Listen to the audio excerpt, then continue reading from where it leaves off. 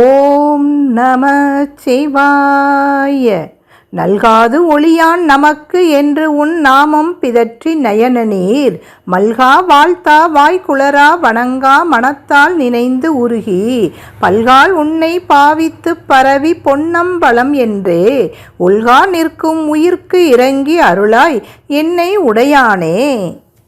என்னை அடிமையாக உடைய முதல்வனே, இறைவனே, அடிமையாகிய நமக்கு அருள் வழங்காதிரான் என நம்பி நின் திருநாமமான பஞ்சாக்கரத்தை பலகாலும் உரைத்தோம்.